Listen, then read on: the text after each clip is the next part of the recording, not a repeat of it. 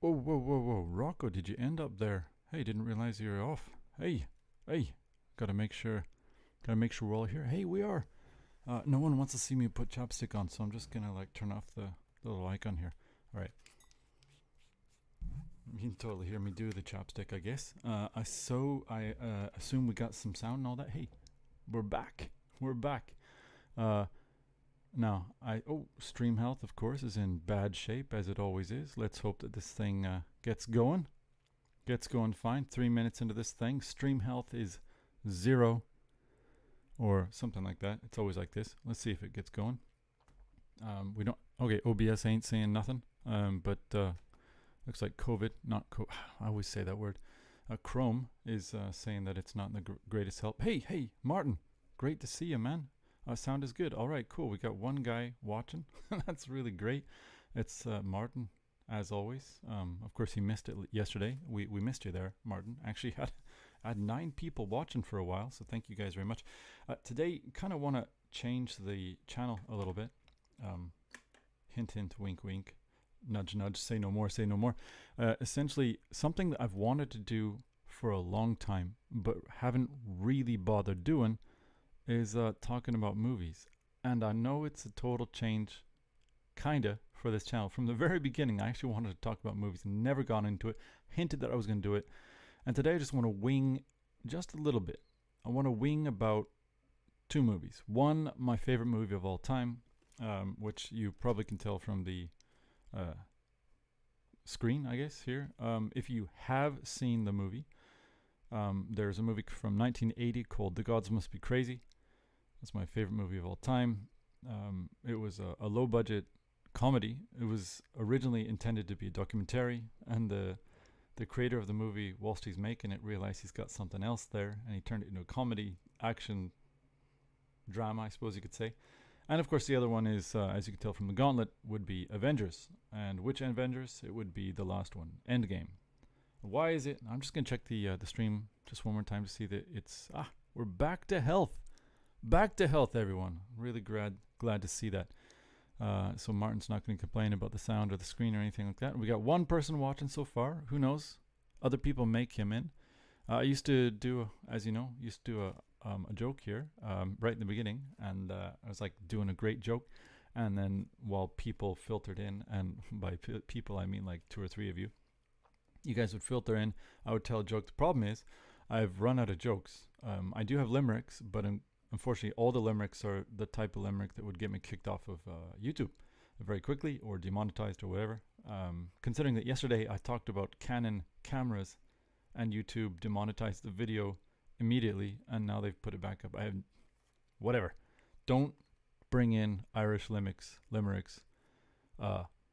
Probably. I'm just guessing, because like yesterday, you don't mention Canon, Shock, or anything like that.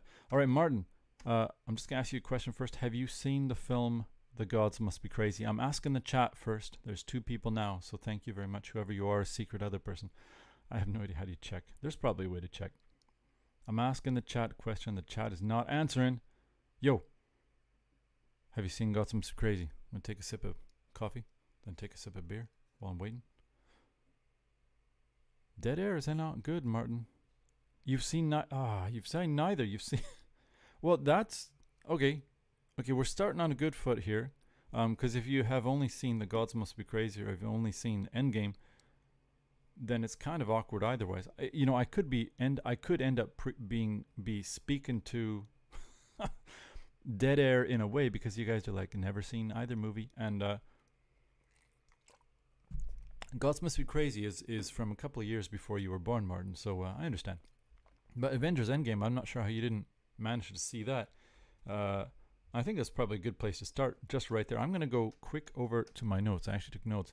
We're going to wing this. This is not, I don't have a script or anything like that, but just had a couple of thoughts. I just dumped onto a notepad here. And there's just one thing. I think first, actually, you know what? We're going to have to go over to the other screen here. I got an idea here. We go Streamlabs, go over to my scene, and we're going to go over to a Wikipedia page. I hope that you guys can see this stuff. Let me just go see if got a problem here. I enjoy your anecdotes regarding limericks and jokes nevertheless. Nice! Humor. He calls it humor. My wife doesn't call it humor. No one that knows me, well, you know me in real life, but no one generally calls it humor. They call it awkward. Not awkward. That's awkward's too. No, it's a defect, perhaps. That's what it is. Anyway, if you will check out my screen here, I've got the Wikipedia page up for Gauntlet Mr. Crazy. Why have I chosen Wikipedia? Because it's, anyone can put information. As far as I understand, I've never done it. So you're going to get kind of a meta analysis of a film without actually doing meta stuff. The couple of things I just want to look at very quickly, and that is this bad boy here. Wait, how am I doing this? Safari. All right. Gods Must Be Crazy came out in 1980. Was, you don't need to know this, but directed by Jamie Uys. I know how you say it. Produced by Jamie Uys and written by Jamie Uys, as well as Monte Ramo Dumo, whoever that is. Interesting thing, it intended to be like I said, a documentary about the Bushmen, and because of that, one of the main characters, whose name in real life I cannot, of course, pronounce, but let's say he's Nikao or whatever. If you see starring, he was just going to be the subject of the documentary. Turns out that he ends up being an actor in a comedy film, and this is a comedy, but it's got a lot more to it. As you can tell, another thing here. I'm not sure if we can. Let's see if we can zoom into the. Let's look at the movie poster. Look at the movie poster here. It's got a bottle being thrown out of an airplane, and a whole bunch of stuff coming out of the airplane. In fact, there's like a weird pink car. By the way, pink car never came out of that. Don't know where that's from. It says the critics are raving, the natives are restless, and laughter is non-stop. When I was a teenager, I loved this movie because it was so funny. Now I'm a 40-year-old grown man, and I love the movie for a whole bunch of different reasons. Let's see, just gonna go back here just make sure we still got. How's this working here? How's this working? All right. Let's see here. To many, it will just be odd, but those people just don't get it. All right. Thank you very much. It's inappropriate and self-unaware improv. Yes. All right. All right. All right. Thanks enough. Since there's one person here, one person. You guys better come in here, man. Come in here. I'm talking to Martin, and he's literally my fan club. Talk to the fan club. It's like preaching to the choir, except if the choir was like one person and a person that you chat with normally without seeing each other. Well, it's apropos for, I think, these days where you're not able to go see people. So there we are. It's literally like church at the moment. Perhaps a drier church, perhaps a more exciting church than normal. But Gods Must Be Crazy, 1980, 1 year after I was born, was intended to be a documentary, ended up being a comedy film. There's a couple of unique things about this film, perhaps not wholly unique. All these things have been used in movies and stuff before, but one thing that the director Jamie Uys, or however you pronounce it, used a lot in it, is fast forward as well as fast reverse. And he uses it generally for comedic effect or to show some sort of gyration against what is considered real in the moment. He speeds things up so that normal time is just it's just skipped right by, and you just don't know what's going on. And that can be he makes a car go fast, he makes a person fall fast, he makes this and that happen, and you can tell when you're watching it, you're like, okay, this is obviously done for comedic effect, and it's done in order to make something look more absurd. Not necessarily that I want you to remember this, but it's just something to keep in mind, because this is a comedy film, and I find that the small things that are happening in it are a little bit more important, interesting, and definitely perhaps deeper than, let's go over to Avengers Endgame. This was one of the biggest budget films of all time, and I believe by the box office, it's like one of the largest, if not the largest. As part of the series, it's the largest of all time. And as a movie itself, it's of course one of the largest box office, as you can tell by the way at the bottom here. $2.798 billion it took in, and it cost $350 million US to produce. Big budget. Everyone except for Martin in the world has seen it. Martin, got to get on this, man. Got loads of famous characters, American, Israeli, Who else? Whatever Thor is. Australian. There are Australians here. So there's Australian in there. Don't know how they got him on the right time zone and all that. But we got all these like super popular people. Got who directed this? Anthony Russo and Joe Russo. Don't know who they are. They're probably famous. Produced by Kevin Feige, famous guy. Screenplay by some probably famous guys. One guy's actually named Stephen McFeely. I wonder what he does in his spare time, and if he's on any list that would get him in trouble with like QAnon or something like that. Probably shouldn't have mentioned that. I don't care about QAnon, by the way. But this movie is the culmination essentially of the Avengers. After that, things evidently are going to change. It's going to go into like a different like Marvel comic series, whatever like that. I'm just going to check the chat just for a moment, just to make sure it's... Oh, Martin's still there. Sweet, man. You are still there. Awesome. Oh, right. Okay. So we got a question here. Solo choir. I'm talking to the solo choir. Martin, do I have to watch all the other stuff in order to understand Endgame? Okay, Martin, I saw Endgame, and I think I had seen before that just a couple of other Marvel films. I saw Infinity War, which came out before that, and then a year later or whatever it was, I saw Endgame. And Endgame, it's a Marvel film, so it's not like there's lore. There's a lot of lore in it, but it's not that deep. And this is one of the problems I have with the series. Basically, there's a bad guy named Thanos. He's collected all these jewels, and with these jewels, he becomes super powerful, and he can destroy the universe. If he snaps like that, half of all life in the universe will be snuffed out. That's what you know by the beginning of the film. And then, I'm going to ruin this movie for you, by the way.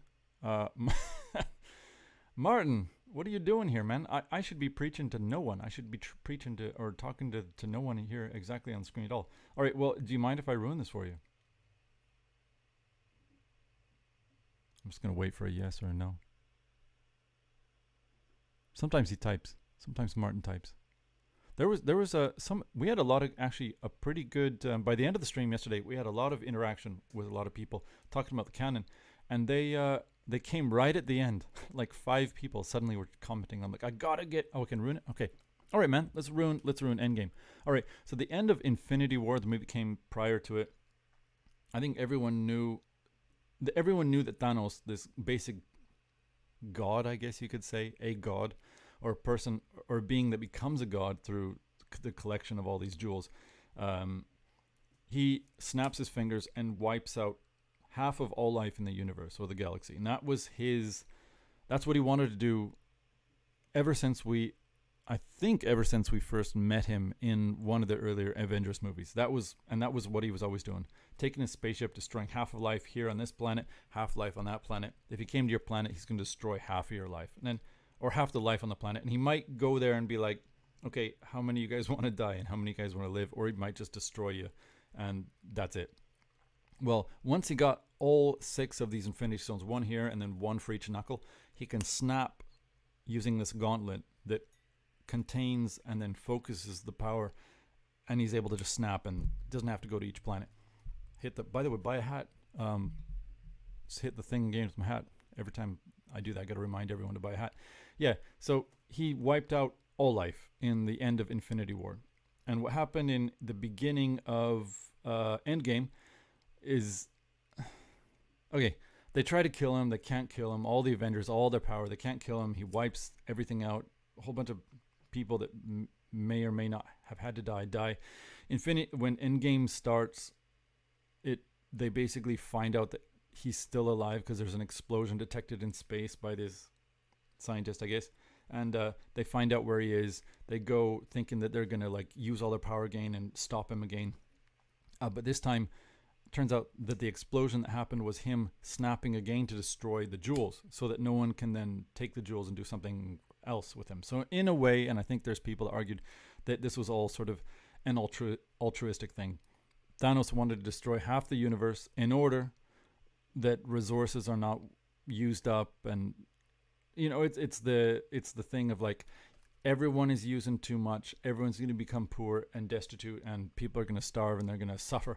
So I'm going to preempt the suffering and just kind of reset things by destroying everything.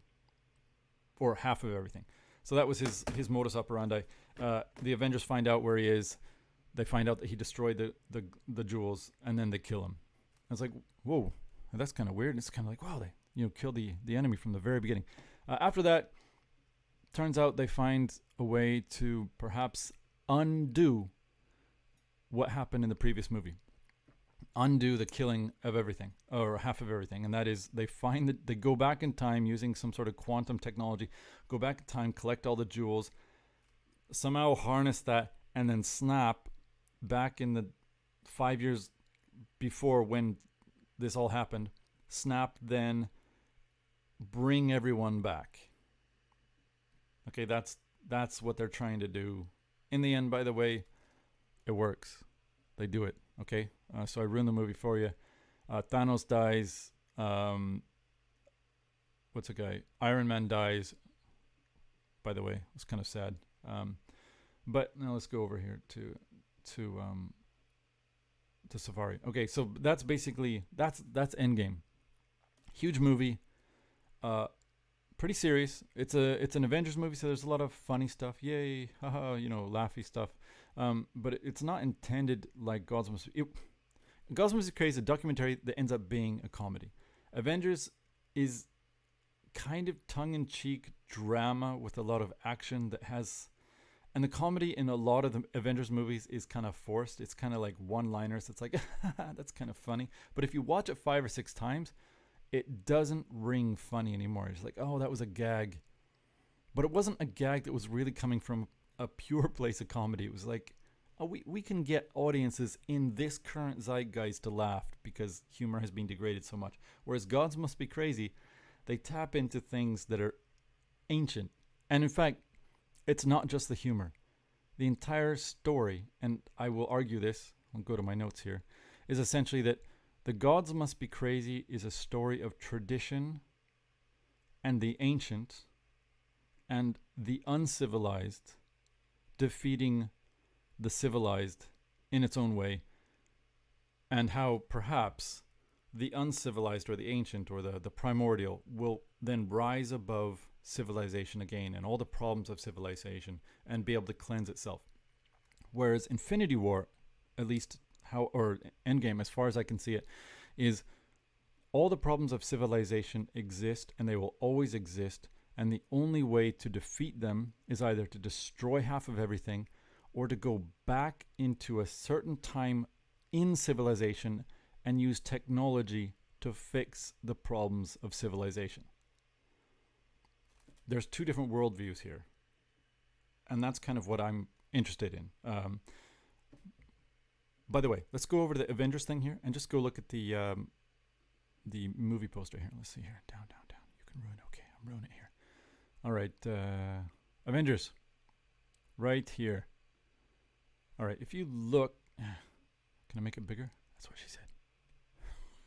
If you look... Okay, here's the movie poster. If you look at it, this is the bad guy here, Thanos. He's one of the only characters, as far as I can tell, that's looking down. Also, this general here, looking down. This person is called, what's her name? Scarlet Witch? No, Black Widow. She's kind of looking this way. We got this guy named Hawkeye. No, Hawkeye is this guy looking up. We got all these people looking up. If you can see my mouse, looking up, looking across, but basically looking up. The trajectory is up to the left, essentially. Now, you could say maybe they're looking at the place that Thanos is looking down here, but they're at a lower spot.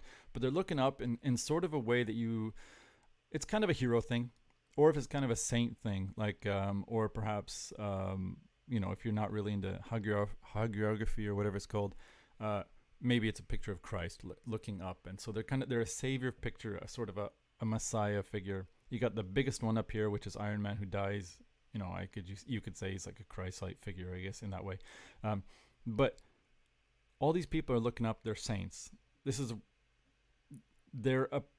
far as I can tell, if I was just looking at the movie poster, it's like the movie is trying to tell you that these figures are greater than you see. There's a lot more to them than meets the eye. These people are either gods or they're saints.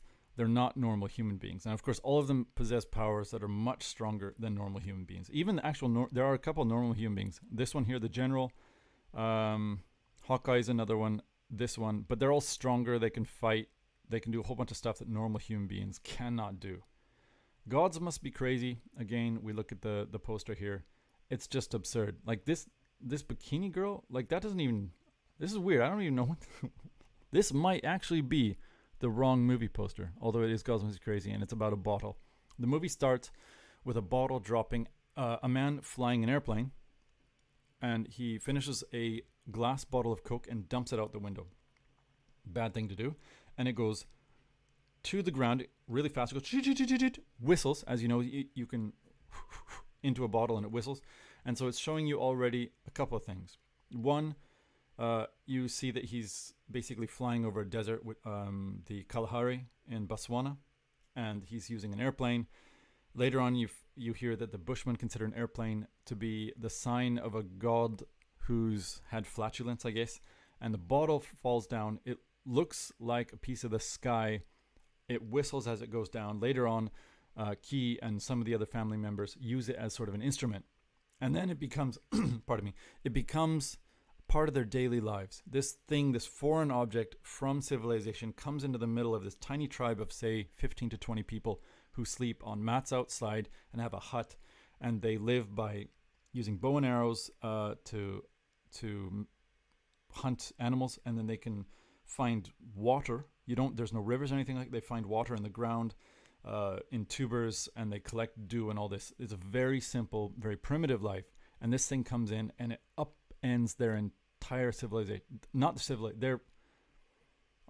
It's not civilization. Their tribe is upended completely. Why? Because this thing can do everything that previously they had rock and they had wood and they had bone. And this thing is harder, heavier, stronger than all of those. And of course the lip they use with ink, and they can make patterns with it. It's faster to destroy these tubers. They can cure snake skins and thongs and all sorts of things. It's basically does everything for them. And for them, it becomes a great gift, as they think, from the gods.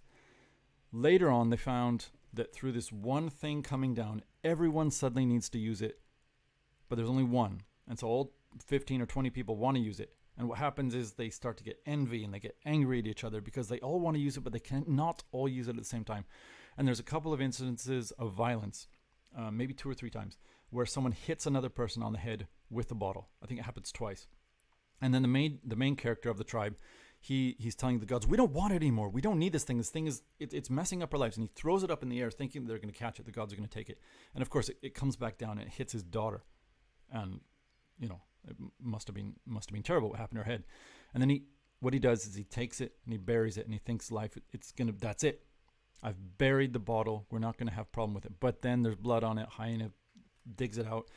A warthog chases it away. Then the bottle's on the ground. And his son later finds it and is playing music with it. And then, or his daughter. I can't remember exactly how it works out. But anyway, there's a bit of violence again. And that night, as you can see in the Streamlabs, let's go back to this one here. I substituted the Gauntlet from Endgame in here. It's supposed to be the bottle. They're all looking at it like, what has happened to our family? It's in the middle. There's a fire around. The bottle's glowing. The middle of their, as you can tell at night, the middle of their tribe is the fire, and the family sitting around it and talking to each other. That's their life. They talk to each other in a circle around a fire. And now at the center of the fire is this bottle. I suppose you could say kind of like, in a way, like a TV has taken over what used to be the dining room table in a family, in the more traditional family. So there's a bottle there, and it's evil, and they know it's evil. And I think this is one of the beautiful things about this movie. They know it's evil. There's an immediate change from before the bottle came down and after. And so the plan and the importance that Key, the guy in the middle there, who's right behind the glove, for him and the entire family is they have to get rid of it. They know they can't bury it. It's going to come back. It's always going to come back. And this thing came, they believe, from the gods because it came from the sky. The symbolism of this is very clear. It came from the sky, from the gods, from a metaphysical world that they see all the time, but of course they don't understand, or they interpret it differently. And so he takes the bottle.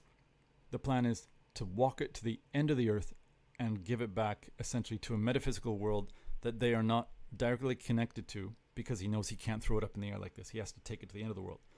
And so the whole quest for him is to take the bottle, throw it off the end of the world, and then come back. And, he doesn't know how far that'll be. Maybe he'll have to walk 20 days, 40 days. And we see this man run. He just runs and runs and runs and walks. In the second movie, he actually, I think, runs for like 2 days straight. But that's his quest, is to run this off the end of the world. Why? Because it's destroyed the happiness of his family. An external thing that has brought out the evil within all of them. The evil that is envy, pride, envy, pride, covetousness. You want to have it. You don't want to give it to someone else. That sort of thing.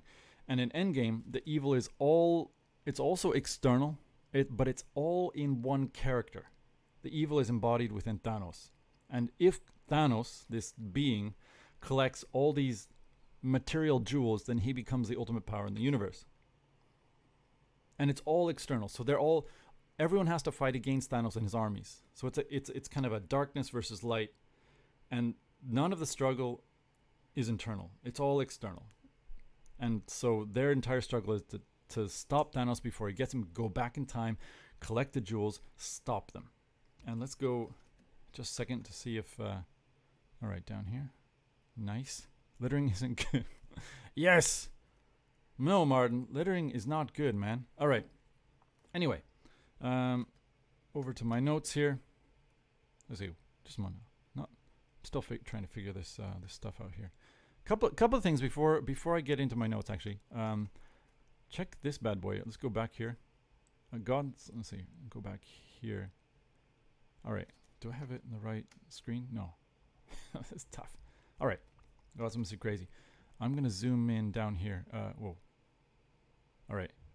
If you'll notice this, in 1980, this movie had a budget of $5 million US bucks, which I've done the calculations is around 15 million today, and it made 200 million worldwide, which would be around 600 million today. And the Avengers, I thought I went back on this thing. Okay. Avengers,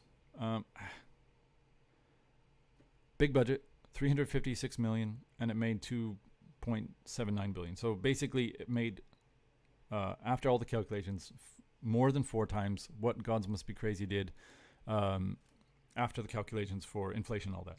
But the budget that went into it is, well, you're smarter than me. I'll do this. Let's race. 356 million divided by 15 million. 356 divided by 15. Boom. 23 times. 23 times the budget. The entire world knows this movie's coming out. It's the culmination of a huge series. Gods Must Be Crazy came out of nowhere, was expected to be a documentary, became a comedy movie, and it's absurd. And what's the ratio? 5 goes into 200 million 40 times, right? 5 million goes into 200 million 40 times. So it's made back 40 times what was put into it. Whereas Endgame made nine times, basically, roughly 9 times what went into it. Now, both of the main prophets, Endgame's going to be probably one of the most famous movies of all time. But it's not, I don't think they hooked into anything that was pure and that has any sort of message that talks to the soul of people for a long time. Whereas Gods Must Be Crazy came out and it was just so enjoyable that they just watched it. And some of us, like myself, have seen it around 50 times. Let's see here. We talked about the budget. Let's go down here. So Avengers, basically you could say it's a collecting movie. You just got to collect the stuff before the bad guy collects it. And it's a race against time, essentially, because they go back in time using technology and they got to collect it. Then Thanos finds out that they're trying to collect it, and he uses another person within his own milieu, or no, is that the right word? Tableau, milieu, whatever it is. His daughter that he's used installed a whole bunch of technology and to find out that they're searching for them. Then he uses her to go find them, and then she basically becomes a sleeper agent in one of the other ones, and then attacks on everyone. And, it's one of those movies. And Gods Must Be Crazy, It's very simple. Find at the end of the earth, throw the evil thing off. That is the main overarching story that starts and finishes the entire movie. Now, there are two other stories that get wrapped up into it, and that is terrorism and kind of a school teacher. And those are kind of interesting. Avengers, evil is external to all the good guys in the event, basically, and that evil becomes all powerful. There's no way to stop it but by all this material. You have to collect all the material in order to stop it.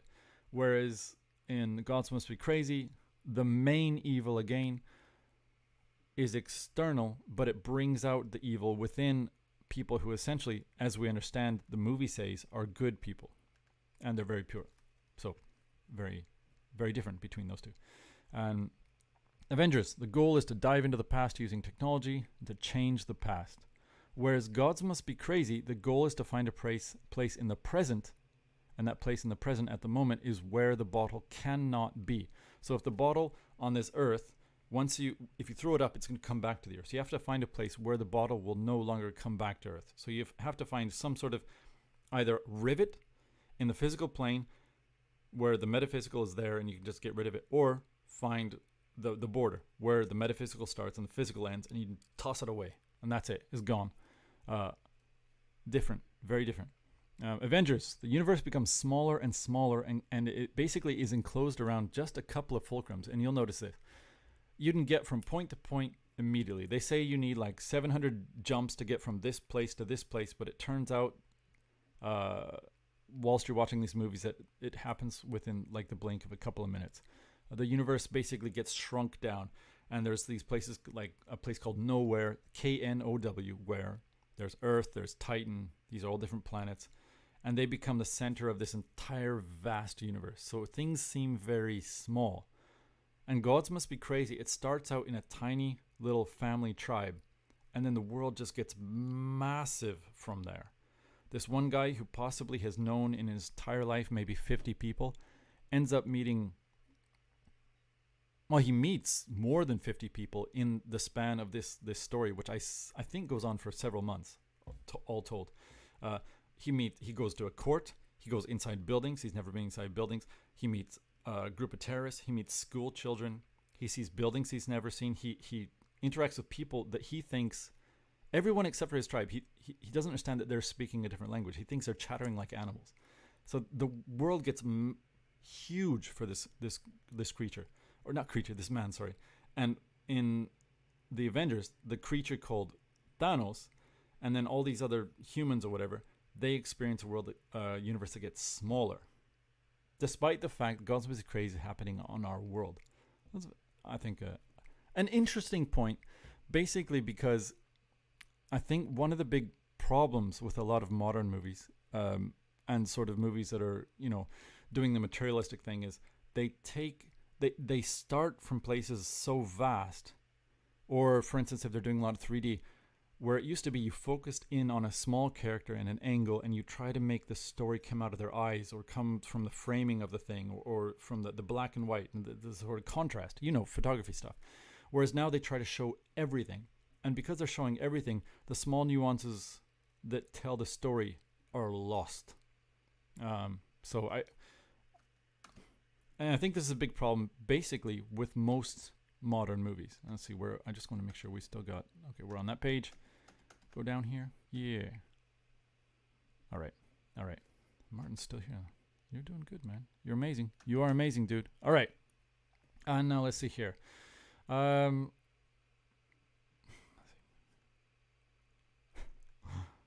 This is the first time I ever tried to do this, man. I've actually been writing kind of a script to compare my favorite science fiction series of all time, which is Battlestar Galactica, the 2003 version, versus Endgame, and I guess Avengers as a whole. And that's going to be like an actual scripted one. It's going to be some editing and all that. But I just kind of wanted to just get some stuff off my chest here in the moment. Anyway, Avengers, another thing that really contrasts these two films is, again, Avengers has a lot of funny stuff in it. Funny, I say funny like it's funny the first time you see it. It's like, oh, that was a quip. was a quip, man. He just showed him. Yeah, he just showed him. And then it's, like I said, 5 times later, if you've seen it 5 times, it's just like, that was a joke that was funny the first time. Gods Must Be Crazy. It's clever stuff that digs into when I first saw it, there's one scene where literally a man is running away from gunfire and he slips on a banana peel. Sounds stupid, right? You've probably seen that in cartoons, etc. But when you see it, it's like they actually use that. And it's still funny 20, 30, now 40 years later. And when my wife saw it, my daughter saw it, they just laugh at it. And it's funny. You don't have to have any explanation for it. It's not a quip. There's not a lot of quips in this movie. It's funny situational comedy that immediately speaks to the viewer. You just know it's funny. There's no explanation necessary. You don't need someone to repeat the joke, as they did in a couple of the Avengers movies. It's just funny. And in Avengers, the past is scary. The future is scary. And basically, the only thing that they're wanting to preserve is the present. And what do I mean by the past is scary? Well, the Avengers, they never delve into the past. It's always what's happening, let's say, in the last 10 years, the last 20 years, or right now. And the only time they go back into the past is to save the present.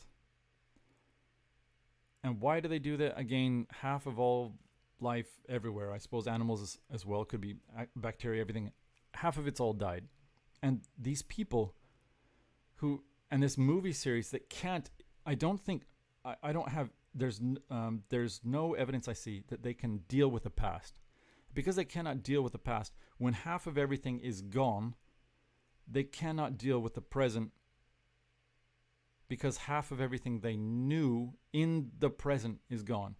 But there's nothing under it. There's nothing that's like buttressing it up. You don't see any religion, you don't see any traditions, you don't even see people eating, you don't see how they gather things. All you see is the interaction of people having everything they need, and there's some sort of plot that's woven through it.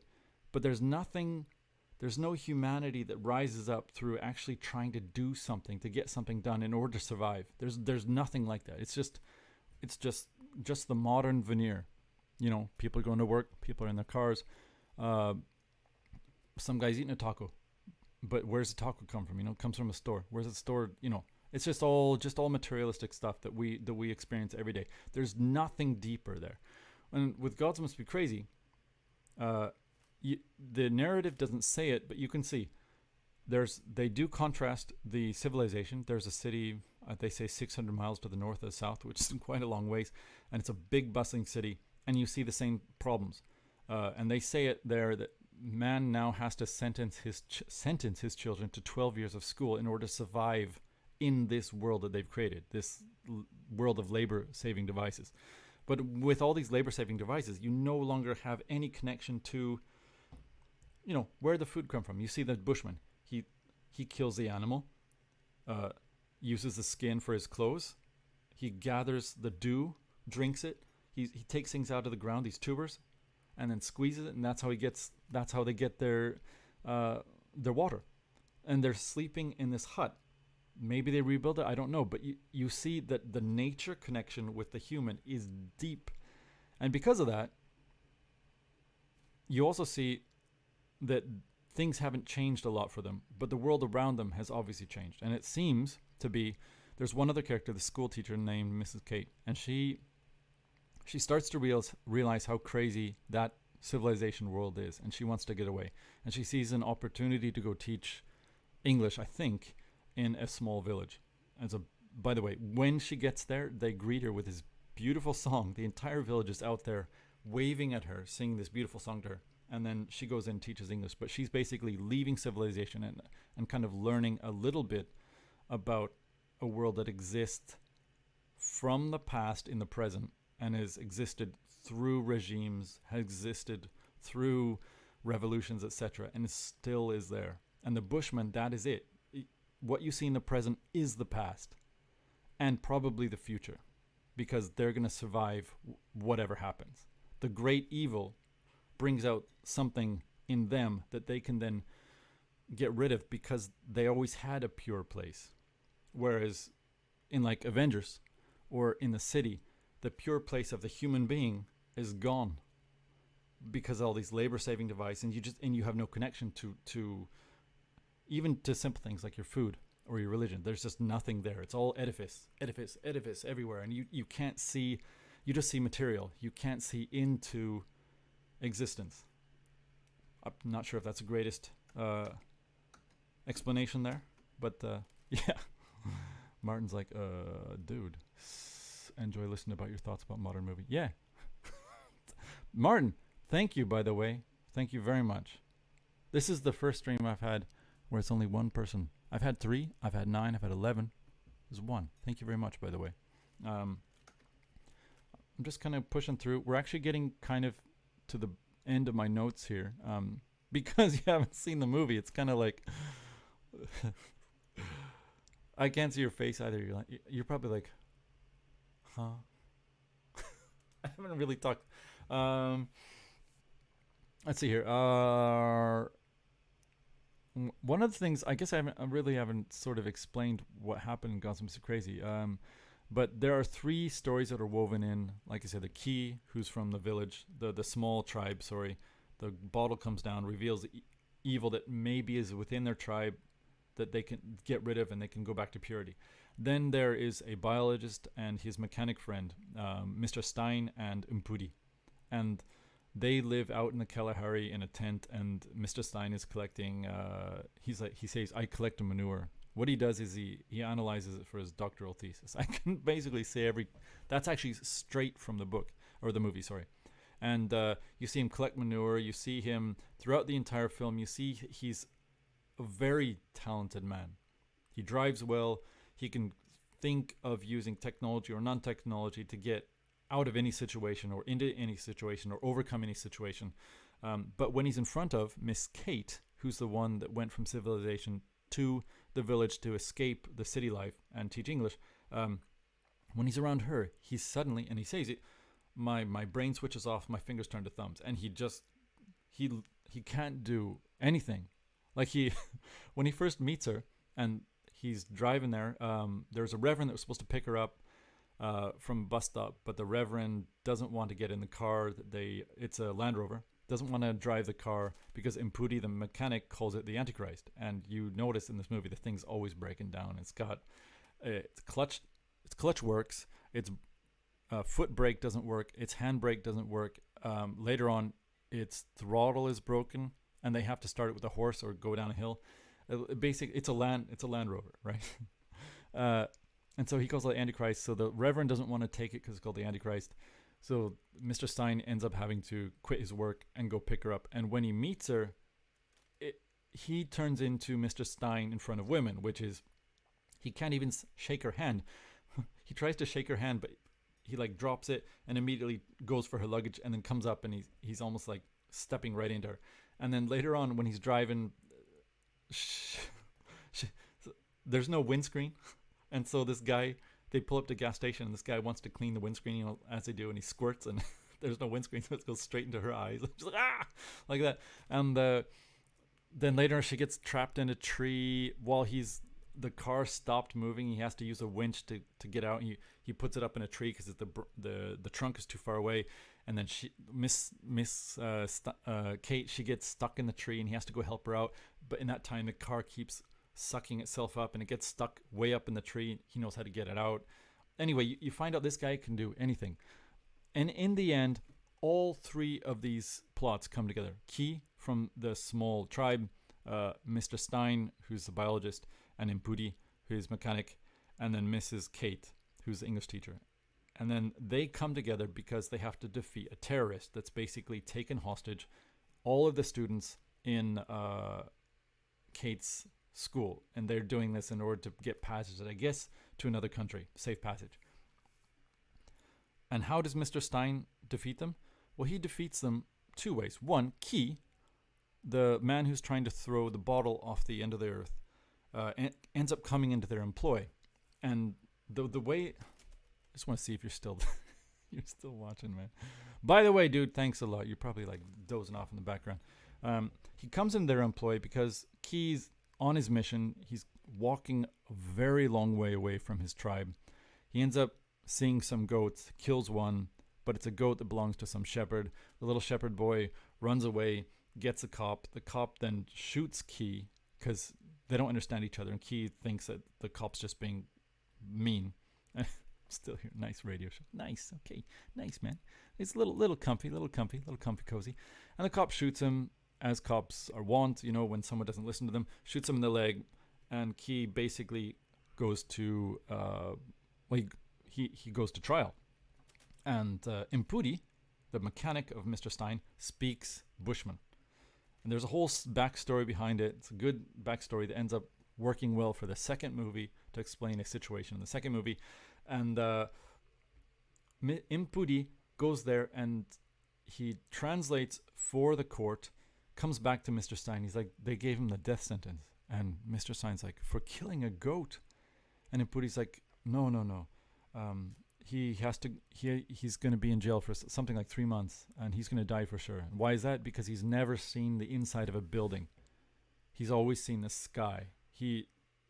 The gods are these benevolent creatures somewhere, and everything that he has, his entire existence, is connected to the land and connected to the animals. And you see, it's just this beautiful sort of spiritual existence.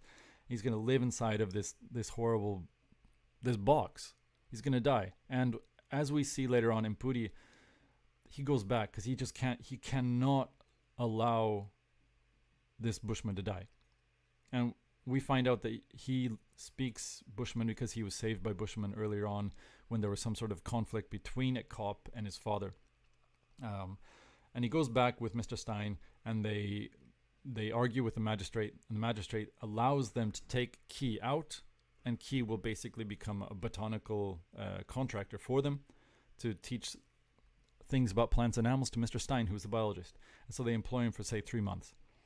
Later on, in sort of the culmination of the entire story, Key uses his expertise as a hunter, as well as just sort of the smarts that he has from living out in the Kalahari Desert to help defeat the terrorists. How does he use it?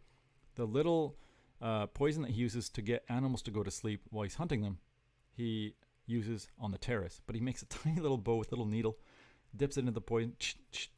They all go to sleep, except for 2. And then Mr. Stein and Impudi are kind of watching from a distance. They go down. Then they're supposed to collect the guns. This is the end of the movie. It's a finale. And of course, something happens. And it turns out that 2 terrorists that from the very beginning of the movie love to play probably solitaire or something like that, have snuck off while they've seen their boss go to sleep, the main terrorist. And they sneak off around a corner to play cards. And this is a kind of a running gag from the very beginning. These guys blow up a helicopter, and everyone's like, wow, man, you've done the good. And they don't care, they're just playing their cards. So at the end of the film, they sneak off to play cards.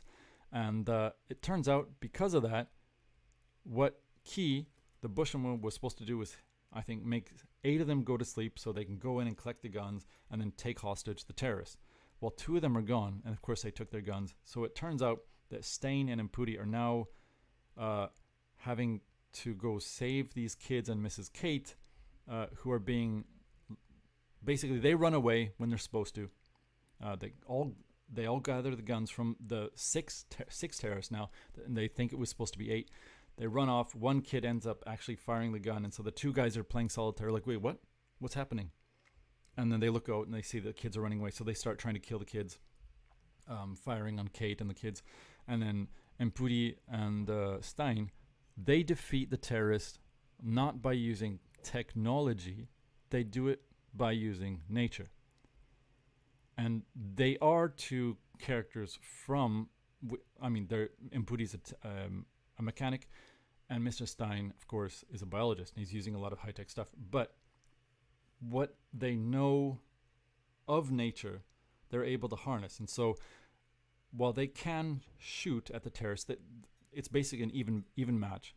2 guns against 2 guns, and no one's getting an upper hand. But Stein knows a thing about the trees, and he knows the things about the animals. And he's also very clever, except when he's around girls.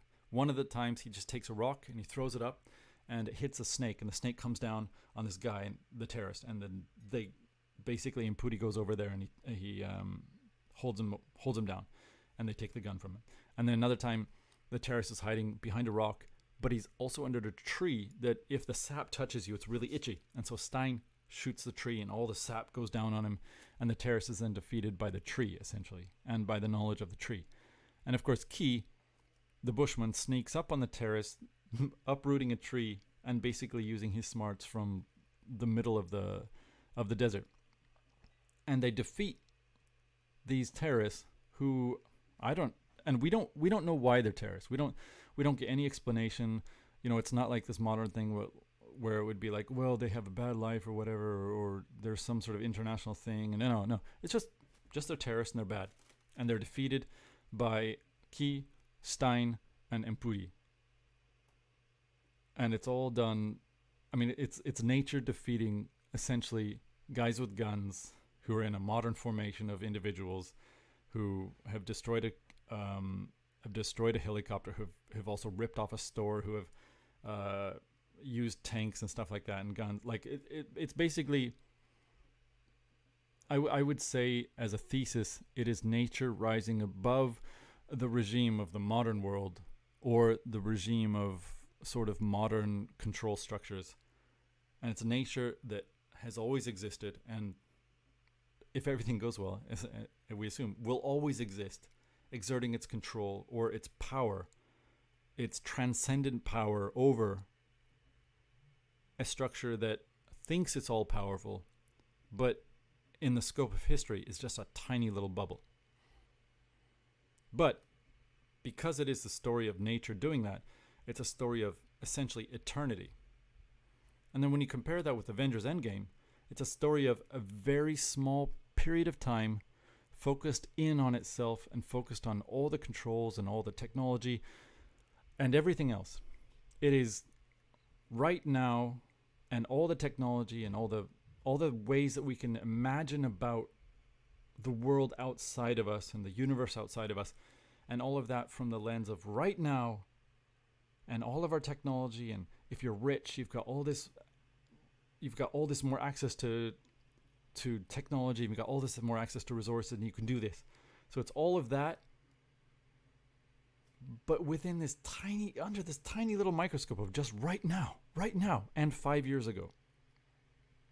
And there's just no connection to the past. There's no connection to anything outside of this realm of the New York in 2012 or 2020 or 2019 and Titan in this age, and a couple of flashbacks from when a person is younger. There's nothing outside of the characters. There's nothing that existed before them. Except you do meet some characters that are older, and they say they lived in, there's some, what are they called? Angelic beings that existed before, but there's not, you don't see or connect to any of this. So what you have is a tiny little bubble controlling everything, or it thinks it's controlling everything. And I guess in the story of Avengers, it does, because Avengers is just, see, is my screen, what are we actually focusing in on here, by the way? We can go back here. Basically, Avengers is the right now, the idea that the right now is eternal. The right now that is all the technology, and the right now that is on the screen. And there's nothing that exists outside of the right now, except for 5 years ago or whenever the movie started. Like the Avengers, I think the series started in 2011 or something like that. So there's nothing transcendent. And so it's a fun movie series, but because there's nothing deeper, I found that after I've watched them, and I watch movies over and over and over. So I've watched Endgame probably, especially now my daughter. I probably shouldn't be showing my 4-year-old daughter stuff like Endgame, but she's seen it about 5 or 6 times. And I don't necessarily want to watch it anymore, but she kind of likes those movies. And she's kind of finding some of the gags funny at the moment. And, because of that, we're watching it over and over. But it's no longer...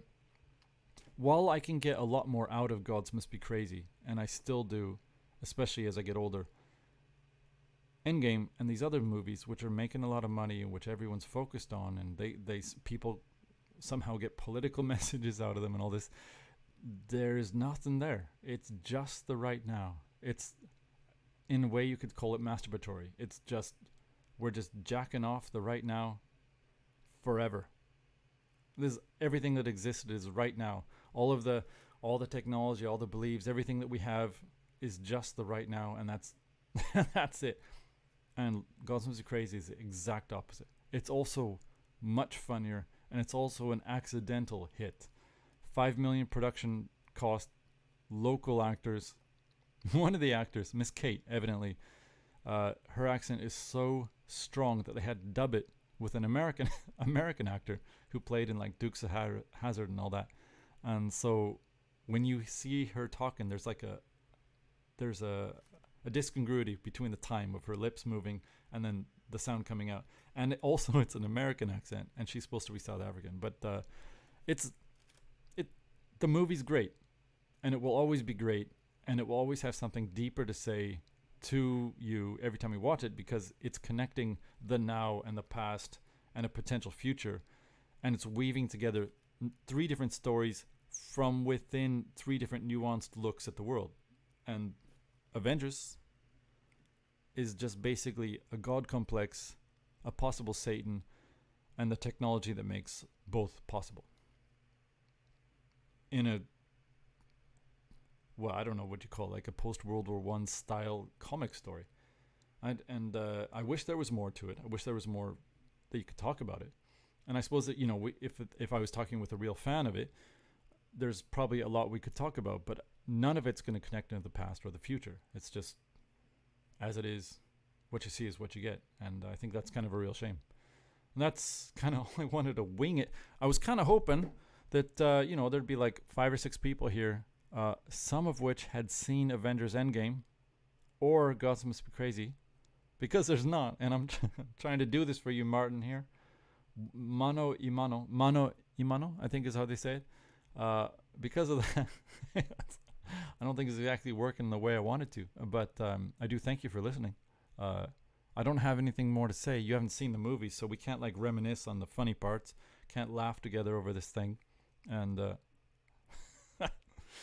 no. Well, you haven't seen the films. But I'm amazed that you've stayed, or at least you appear to have stayed here the entire time. You're probably passed out with a beer. By the way, if you have a beer, might be a little early for you, but I've got a session EPA here, and a coffee. It's not bad, I suppose.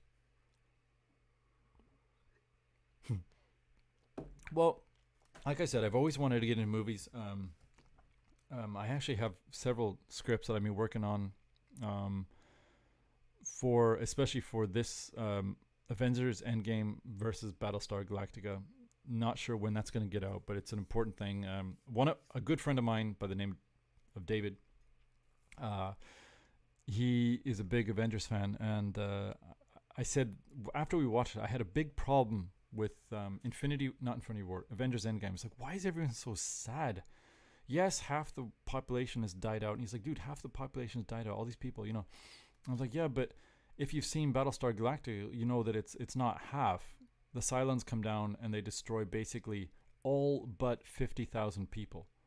And that's 12 worlds, billions of people. There's 50,000 people left. And yet those people, they come together on a crappy ship.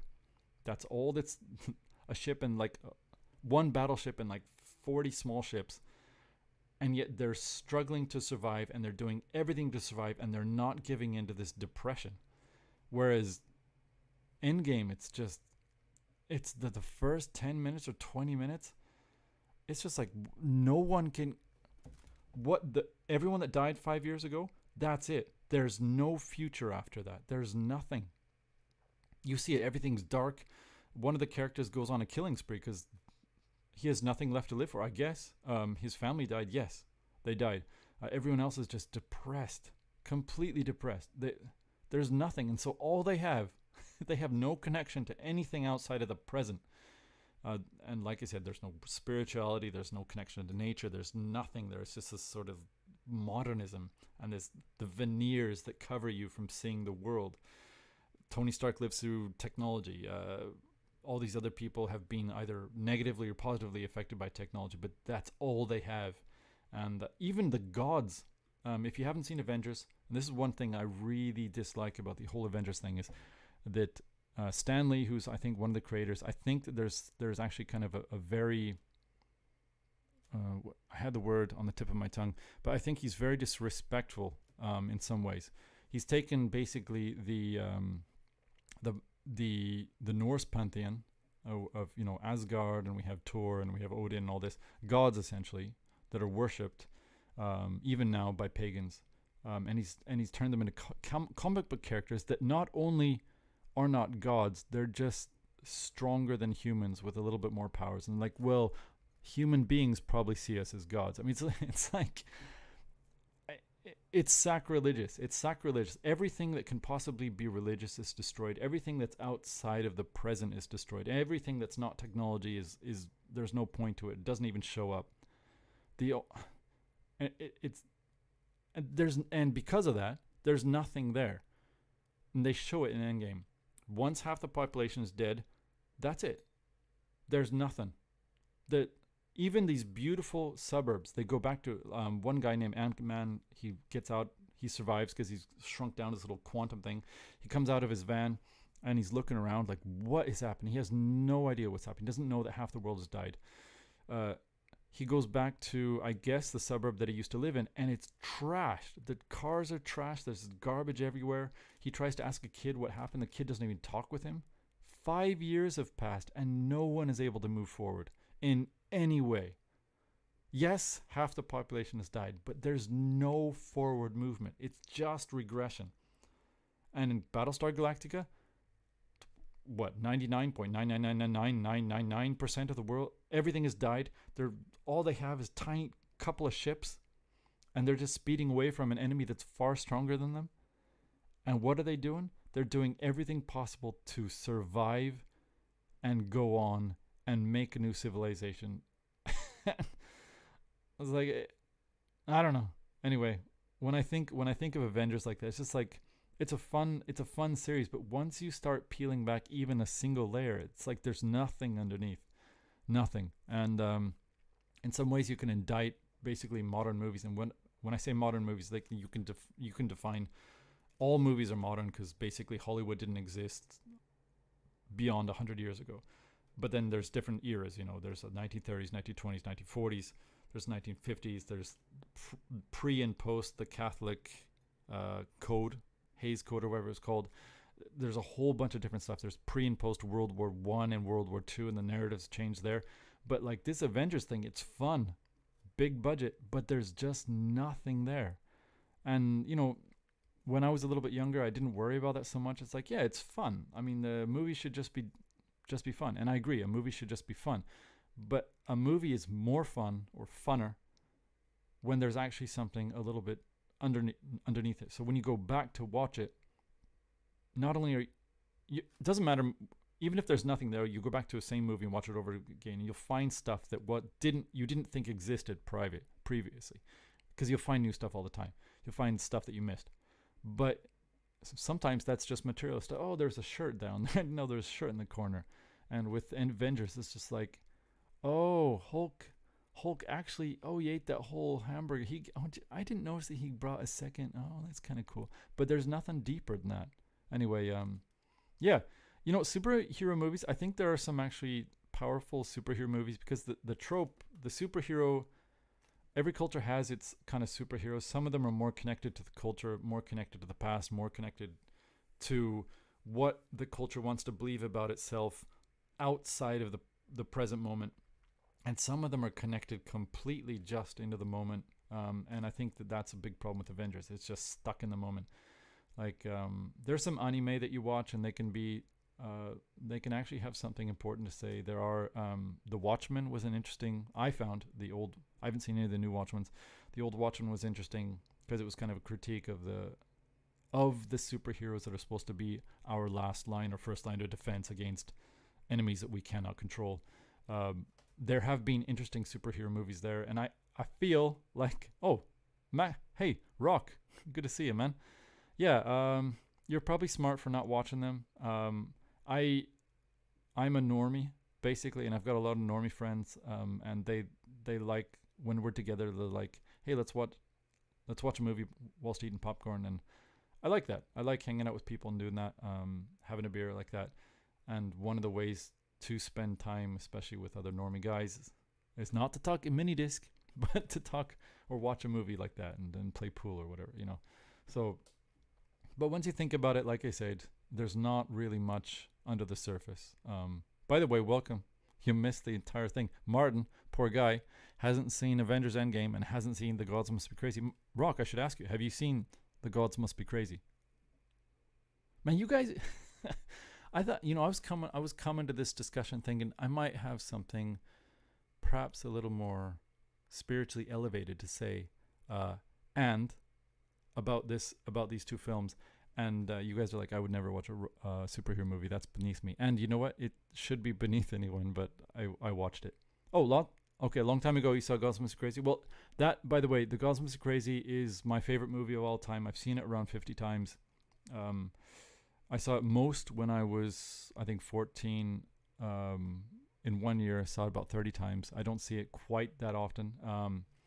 But yeah, it started out, you know, as you know, it starts out, the first 20 minutes feel like a documentary, and then you can tell 20 minutes into it that's when the director was probably like, okay, this is not a documentary, it's something else.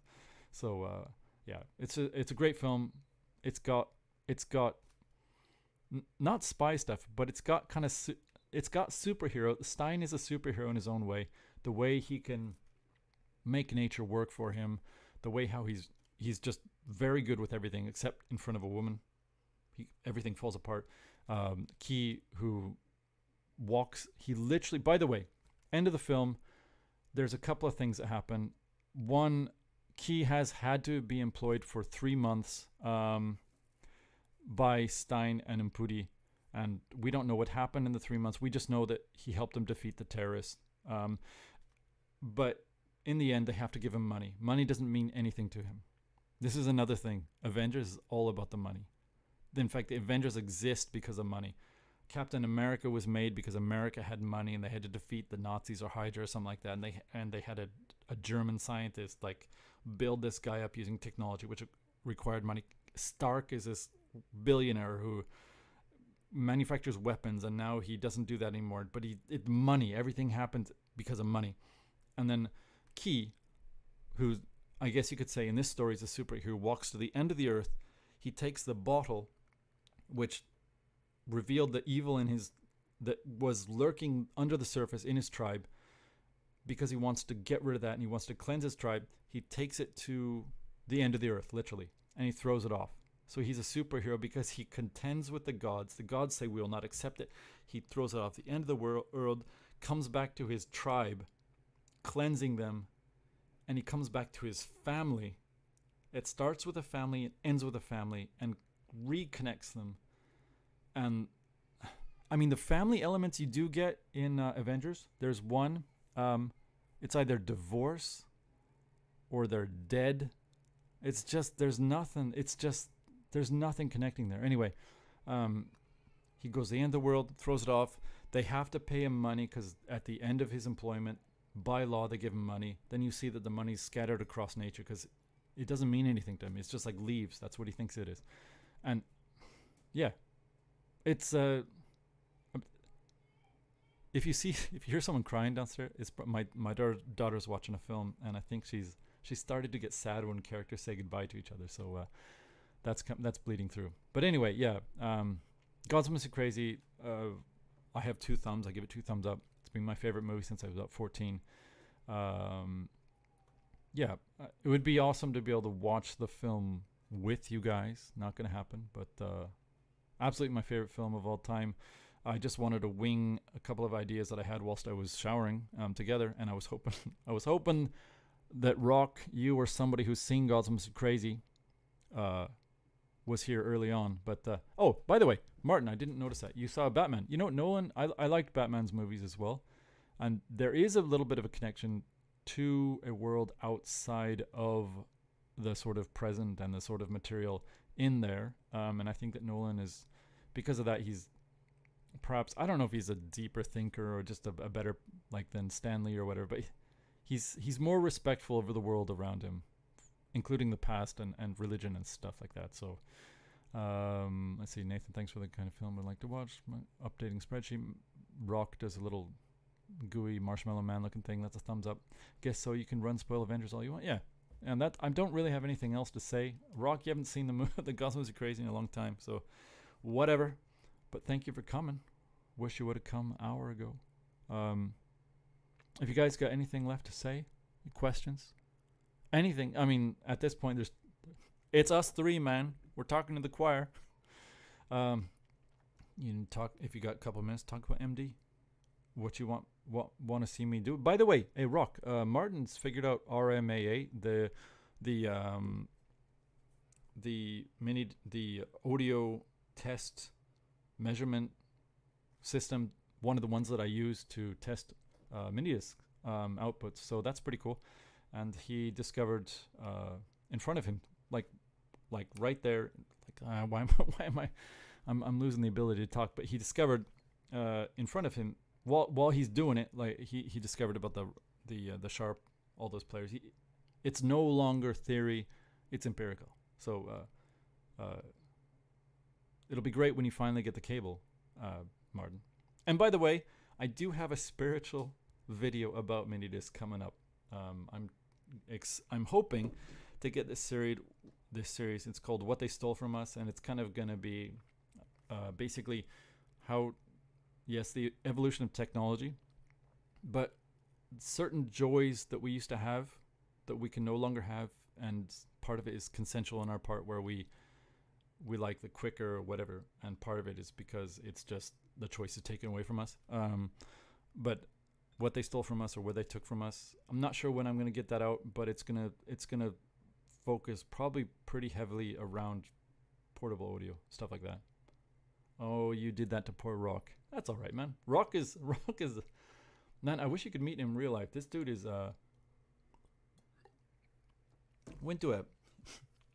came to the headphone event with me. And I've been going for years, and I'm kind of like, for a while I was kind of a popular guy there. It's an EPA, session EPA, just from the beer. Got a question here. Just from Costco. Speaking of soulless, modern technology, whatever. Yeah, but he went there and I went there, and I've been going for 8 years, and like the headphone event has gotten huge. I'm no longer kind of like stick out as a celebrity in the group or whatever, but I kind of used to be, had like, we'd go and you'd see my photographs everywhere, which was kind of cool. Not so much anymore.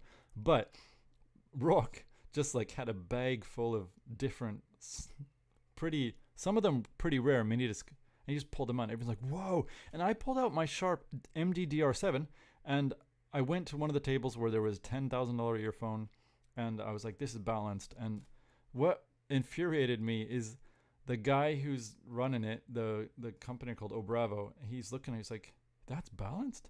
And that's because,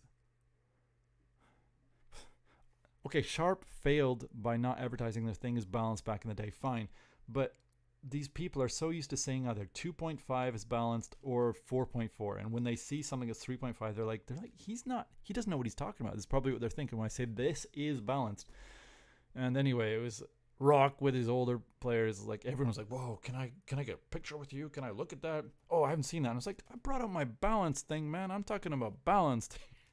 And Rock's he's just standing there with his like crappy earphones, with his Sharp player that wasn't even like the balanced one, and everyone's gagging around him. I'm not jealous. I'm jealous. Rock. But it looked like 3-pole stereo on non-Alvies is about the same as 4-pole on stereo. Wait, whoa, what's this? It looked like the 3-pole stereo on non-Alvies is about the same as a 4-pole stereo on Alvies. Wait a second. What's this mean? 3-pole on non-Alvies. A really good non-Alvie player 3-pole will be almost as good as a 4-pole on an Alvie. That said, I have never tested under load. A player like this, which of course Martin has, which is the DS70, I think. The DS70. Mine's broken. Martin may fix this for me. We'll see. This bad boy under load will be able to output more than 60 decibels. And a Sony, which starts out, let's say, at 80 decibels, under load is down to 50. So what looks to be the same is actually not. So the best of the Sharps are, I would say, 20 decibels to 30 decibels better than anyone else. across the map if everything goes their way. So absolutely, that's the whole thing. Balance doesn't do anything necessarily better. If you have dual DACs from like a modern DAP, you'll get double the power, but with earphones you don't need it. But it basically comes with better stereo separation. That, as far as I can tell, and possibly lower noise, that's basically as good as you get. That's the only difference, basically. We're totally off topic, but whatever. You guys are here, so yeah. There's technically balanced isn't necessary. A very famous English designer. What is the company called? I always forget their name. Mojo. They made Mojo. Very famous company. Oh, Cord, English company, one of the best designers on the planet. Rob Watts, I think is his name. The stuff he designs is as good as balanced from the get-go. And I had the Cord Mojo actually modified for balance. I did test a little bit better, but it was just basically just to show people what you can do, because I think the difference was 5 decibels. It wasn't like 60 or 20 or 30. So balance doesn't mean better. It possibly means more power. It possibly means better stereo separation. But a perfectly designed or really good designed single-ended circuit is going to be as good as a balanced circuit. So no problem. Let's see here. Rock, what are you saying? Funny thing is, Panasonic even have 2.5. Oh man, that 2.5. Panasonic, they, like, you know, so in that video I did where I was like, Panasonic really work on their interfaces, and among the best interfaces for players, like this here, the MJ15, I think that's what it's called. I always forget the name is. SJMJ10. Track forward, track back, play, pause, stop, right there. It's easy. An indication for when it's running is right here. Easy. And then you got volume right here, and hold. And that's it. Very easy. But they got, I think, more than other companies. Now, their players didn't get smaller in the end than anyone else's, but they went down to the 2.5. And I think the reason is because the remote controls didn't have an extra circuit board here. They ended up having the controls outside of the headphone port, so that meant that it was always going to be that large. And so when they tried to shrink things down, the only way they could do it was to shrink the size of the stereo port. And gosh, they went to 2.5. So the good thing is the Panasonic's amps got worse and worse, and their sound got worse and worse. So by then, even though like their interfaces were great, pardon me, and they were just, they're great players to use, and some of them are very handsome, by that time it's like, why would you even use a Panasonic? So while they ruined the ability, the joy of you being able to use high-end earphones with them, by then it didn't matter anyway, so whatever. Let's see here, Martin, funny thing, Panasonic, I got one of those, seems the right channel's dead. Oh man, 2.5s are not good. Even the high-end players, Estelle and Kern, Cohen, all those companies, you're going to have a lot of failed outputs because the 2.5 is not strong. It's too weak, and that's one of the reasons that Sony brought the 4.4. 5-pole, by the way, but 3.5 is just as good. I think so. Let's see here. I have a call back home. Thanks for the chat in the video. Martin, thank you, man. When you come back, we may be gone. It's 11 here. Got to put my family to bed. Rock is probably getting passed out. By the way, Martin, okay, Martin's not seen any of those movies. He's stuck out. He's like, it's a great radio show. Can't believe he's stuck out this entire time. Martin, I've got a lot of respect for you. Thank you very, very much. What are the MD100A wired like? Talking about the Sony headphones? Because if that is what you're talking about, I haven't heard them. I don't think. Unless I'm not remembering what they're like. The 100A. Right? The Sony headphones? Give me a nod or something like that. A yes or no.